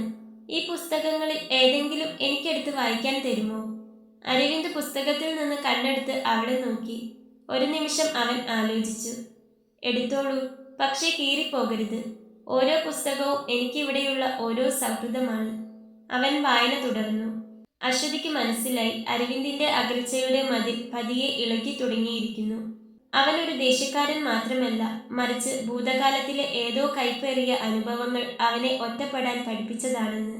2 ആഴ്ച കൂടി വീണ്ടും കടന്നുപോയി. മലമുകളിൽ തണുപ്പേറി വന്നു. അശ്വതി വീട്ടുജോലികളിൽ മുഴുകി. അവൾ ആ വീട്ടിലെ ജോലിക്കാരിയെപ്പോലെ പെരുമാറി. കാരണം അവൾക്ക് ലഭിച്ച അഭയത്തിനുള്ള പ്രതിഫലം അതായിരിക്കണമെന്ന് അവൾ വിശ്വസിച്ചു. ഒരു ദിവസം ഉച്ചയ്ക്ക് മഴ തകർത്തു പെയ്യുന്നുണ്ടായിരുന്നു. അരവിന്ദ് സാധാരണ പോകുന്നതിനേക്കാൾ വൈകിയാണ് തോട്ടത്തിൽ നിന്ന് അന്ന് തിരിച്ചെത്തിയത്. അവന്റെ മുഷിഞ്ഞ വസ്ത്രങ്ങൾ മഴ നനഞ്ഞ് കുതിർന്നിരുന്നു. അവൻ മുറ്റത്തേക്ക് കയറി വരുമ്പോൾ അവന്റെ മുഖത്ത് കടുത്ത ക്ഷീണമുണ്ടായിരുന്നു. അത് കണ്ട അശ്വതി വേഗം അടുക്കളയിൽ പോയി ഒരു ഗ്ലാസ് ചൂടുവെള്ളം കൊണ്ടുവന്ന് കൊടുത്തു. ദാ ഇത് കുടിക്കൂ, അവൾ പറഞ്ഞു. അരവിന്ദ് അവളെ തന്നെ ഒന്ന് നോക്കി. പിന്നെ പതിയെ ആ ഗ്ലാസ് വാങ്ങി ചുണ്ടോട് ചേർത്തു. ശരിക്കും ഒരു ഗ്ലാസ് ചൂടുവെള്ളം കിട്ടിയിരുന്നെങ്കിലെന്ന് അവൻ ആഗ്രഹിച്ചു പോയിരുന്നു ആ സമയം. അവനൊന്നും പറഞ്ഞില്ലെങ്കിലും അവന്റെ കണ്ണുകളിൽ ഒരു നേരിയ ആശ്ചര്യം ഉണ്ടായിരുന്നു. അതുകൊണ്ട് തന്നെയാവണം അവൻ അവളെ നോക്കി നേർമയിലൊന്ന് ചിരിച്ചത്. അവൾ അതൊട്ടും പ്രതീക്ഷിച്ചിരുന്നില്ല. അവൾക്ക് വല്ലാത്ത സന്തോഷം തോന്നി. അരവിന്ദിന്റെ പുസ്തകശേഖരം അശ്വതിക്ക് ആ വീട്ടിലെ ഏറ്റവും പ്രിയപ്പെട്ട കൂട്ടായി മാറി. പകൽ സമയങ്ങളിൽ വീട്ടുജോലികൾക്ക് ശേഷം അവൾ വായനയിൽ മുഴുകി. ഓരോ പുസ്തകവും അവൾക്ക് പുതിയ ലോകം തുറന്നു നൽകി. അരവിന്ദ് നൽകിയ അനുവാദം അവൾക്ക് ലഭിച്ച ഏറ്റവും വലിയ സ്വാതന്ത്ര്യമായിരുന്നു. അരവിന്ദിന്റെ മൗനവും കടുപ്പവും തുടർന്നു പോയെങ്കിലും അവൻ പോലും അറിയാതെ ചെറിയ ചെറിയ മാറ്റങ്ങളൊക്കെ സംഭവിക്കുന്നുണ്ടായിരുന്നു. വീണ്ടും ഒരാഴ്ച കഴിഞ്ഞ് ടൗണിൽ പോയി വന്നപ്പോൾ അവൻ തന്റെ സാധനങ്ങൾക്കൊപ്പം ഒരു പുതിയ ചുരിദാറിന്റെ തുണിയും ഒരു ചെറിയ ടോർച്ച് ലൈറ്റും അശ്വതിക്ക് വേണ്ടി വാങ്ങിക്കൊണ്ടുവന്നു. ഇത് നിനക്കുള്ളതാണ്. അവൻ അത് അശ്വതിക്ക് നേരെ നീട്ടി. അവൾക്ക് സന്തോഷം കൊണ്ട് കണ്ണുകൾ നിറഞ്ഞു. താങ്ക്സ് അരവിന്ദേട്ടാ, എനിക്കിതൊന്നും ആവശ്യമില്ലായിരുന്നു. ആവശ്യമില്ലെങ്കിൽ കളഞ്ഞേക്കൂ. അവൾ അത് പറഞ്ഞതും ഉടൻ തന്നെ അവനിൽ നിന്നും മറുപടി എത്തി. അവൻ വീണ്ടും അകന്നു നിന്നു. പക്ഷേ അവന്റെ പ്രവൃത്തിയിലെ സ്നേഹവും കരുതലും അശ്വതി അറിഞ്ഞു. അരവിന്ദ് പതിവായി വായനയിൽ മുഴുകിയിരുന്നു. ഒരു ദിവസം അശ്വതി വായിച്ചുകൊണ്ടിരുന്ന പുസ്തകത്തെക്കുറിച്ച് അരവിന്ദ് അപ്രതീക്ഷിതമായി സംസാരിച്ചു. ആ നോവൽ നിനക്കിഷ്ടമായോ? അശ്വതി സന്തോഷത്തോടെ തലയുയർത്തി അവനെ നോക്കി. വളരെ ഇഷ്ടമായി അരവിന്ദേട്ടാ, നല്ലതാ. അതിലെ നായിക എന്റെ അവസ്ഥയോട് സാമ്യമുള്ളവളാണ്. പക്ഷേ അവൾക്ക് അവസാനം രക്ഷപ്പെടാനായി. അവൾ പറഞ്ഞതും അരവിന്ദ് അവളെ ഗൗരവത്തോടെ നോക്കി. കഥകളിലെ പോലെ എളുപ്പമല്ല ജീവിതം. രക്ഷപ്പെട്ടെന്ന് കരുതുന്ന പലരും വേറെ കെണികളിൽ ചെന്ന് ചാടും. യാഥാർത്ഥ്യം എപ്പോഴും കയ്പുള്ളതാണ്. പറയുമ്പോൾ അവന്റെ ഉള്ളിൽ സ്വന്തം ജീവിതത്തിലെ കയ്പേറിയ അനുഭവങ്ങൾ നിറഞ്ഞു വന്നു. അരവിന്ദേട്ടന്റെ ജീവിതത്തിൽ എന്താണ് സംഭവിച്ചതെന്ന് ഞാൻ ചോദിക്കില്ല. പക്ഷേ ഏട്ടൻ എന്തിനാണ് ഇത്ര ഒറ്റപ്പെട്ട് ജീവിക്കുന്നത്? അശ്വതിയുടെ ചോദ്യം മൗനത്തിന്റെ അതിർവരമ്പ് ലംഘിക്കുന്നതായിരുന്നു. അരവിന്ദ് പുസ്തകം ശക്തിയായി അടച്ചു. അവന്റെ മുഖത്ത് പഴയ ദേഷ്യം തിരിച്ചു വന്നു. ഞാൻ നിന്നോട് പറഞ്ഞിട്ടുണ്ട് എന്നെക്കുറിച്ച് സംസാരിക്കരുതെന്ന്. എന്റെ പഴയ കാര്യങ്ങളൊന്നും എന്നോട് ചോദിക്കരുതെന്ന്. ഇതാണ് ഇപ്പോൾ എന്റെ ലോകം. പിന്നെ ഇത് നിന്റെ താൽക്കാലിക താവളമാണ്. ആ അതിർവരമ്പ് നീ ലംഘിക്കരുത്. അവൻ എഴുന്നേറ്റ് മുറിയിലേക്ക് പോയി വാതിൽ ശക്തിയായി അടച്ചു. ആ വാതിൽ അവന്റെ ഭൂതകാലത്തെയും ദുരൂഹമായ ഏകാന്തതയെയും അവളിൽ നിന്ന് അകറ്റി നിർത്തി. എങ്കിലും അശ്വതിക്ക് ഒരു കാര്യം മനസ്സിലായി. അരവിന്ദ് പുറത്ത് കാണിക്കുന്ന കടുപ്പം ഒരു പ്രതിരോധമാണ്. ആരോ അവനെ വല്ലാതെ വേദനിപ്പിച്ചിട്ടുണ്ട്. ഒരുപക്ഷെ അതൊരു പ്രണയമായിരിക്കാം. അവൻ എപ്പോഴും വായനയിൽ മുഴുകുന്നത് അവന്റെ ജീവിതത്തിൽ സംഭവിച്ചു പോയതെന്തോ മറക്കാനായിരിക്കാം. പിന്നീടുള്ള ദിവസങ്ങളിൽ അവൾ ശ്രദ്ധിച്ചു. ചില ദിവസങ്ങളിൽ വൈകുന്നേരം അരവിന്ദ് തോട്ടത്തിൽ നിന്ന് വരുമ്പോൾ അവന്റെ മുഖം വല്ലാതെ മ്ലാനമായിരിക്കും. അവൻ ഭക്ഷണം കഴിക്കില്ല. മുറിയിൽ പോയി കതകടച്ചിരിക്കും. ആ ദിവസങ്ങളിൽ അവൻ മുറി തുറക്കാറില്ല. ആരോടും സംസാരിക്കാറുമില്ല. അങ്ങനെ ഒരു ദിവസം അരവിന്ദ് മുറിയിൽ കയറി കതകടച്ചപ്പോൾ അശ്വതിക്ക് സഹിച്ചില്ല. അവൾ ചൂടുള്ള ഒരു ഗ്ലാസ് കാപ്പിയുമായി അവന്റെ മുറിയുടെ വാതിൽക്കലേക്ക് പോയി. അരവിന്ദേട്ടാ, കാപ്പി, അവൾ പതിഞ്ഞ ശബ്ദത്തിൽ വിളിച്ചു. മറുപടിയില്ല. അരവിന്ദേട്ടാ, ഒന്ന് വാതിൽ തുറക്ക്. ഇന്ന് ഏട്ടൻ ഭക്ഷണമൊന്നും കഴിച്ചില്ലല്ലോ. ഉറങ്ങുന്നതിന് മുൻപ് ഈ കാപ്പിയെങ്കിലും ഒന്ന് കുടിക്കേ. അവൾ പതിയെ പറഞ്ഞു. കുറച്ചു നേരം നിശബ്ദത. പിന്നെ വാതിൽ തുറന്നു. അരവിന്ദിന്റെ കണ്ണുകൾ കലങ്ങി. മുഖം വല്ലാതെ ക്ഷീണിച്ചിരുന്നു. അവൾ അവനെ തന്നെ ഒന്ന് നോക്കി. എനിക്കിതൊന്നും ആവശ്യമില്ലെന്ന് പറഞ്ഞില്ലേ? അവൻ കടുപ്പത്തോടെ പറഞ്ഞു. പക്ഷേ ഇപ്പോൾ ആവശ്യമുണ്ട്. അവൾ അവന്റെ മുഖത്തേക്ക് നോക്കി. ഏട്ടൻ കഴിക്കാതെ ഇരിക്കുന്നത് എനിക്ക് വിഷമമാണ്. ഞാൻ ഏട്ടനോട് നന്ദിയുള്ളവളാണ്, അവൾ പറഞ്ഞു. അരവിന്ദ് കാപ്പി കൈകൊണ്ട് വാങ്ങി. അവന്റെ കൈകൾ വിറയ്ക്കുന്നുണ്ടായിരുന്നു. ഇനി ഇങ്ങനെ ചെയ്യരുത്, അവൻ കടുപ്പം വിടാതെ പറഞ്ഞു. പക്ഷേ അവന്റെ കണ്ണുകളിലെ നന്ദി അവൾക്ക് വായിച്ചെടുക്കാൻ കഴിഞ്ഞു. അവൾ ചിരിച്ചു. ശരി, എൻ്റെ അഭയദാതാവ് വിശന്നിരിക്കുമ്പോൾ എനിക്ക് സമാധാനത്തോടെ ഉണ്ണാനോ ഉറങ്ങാനോ പറ്റില്ല, അതുകൊണ്ടാ, അവൾ പറഞ്ഞു. അതിലൊരു കുറുമ്പ് നിറഞ്ഞു നിന്നിരുന്നോ എന്നതിൽ സംശയമില്ല. എന്തോ ഒരു പ്രത്യേകത ആ പറച്ചിലിൽ ഉണ്ടായിരുന്നു. ആ നിമിഷം ആ വാതിൽ അവർക്കിടയിൽ ഒരു മതിലായിരുന്നെങ്കിൽ ആ ഒരു ഗ്ലാസ് കാപ്പി അവർക്കിടയിലെ മഞ്ഞുരുകുന്നതിൻ്റെ ആദ്യത്തെ സൂചനയായിരുന്നു.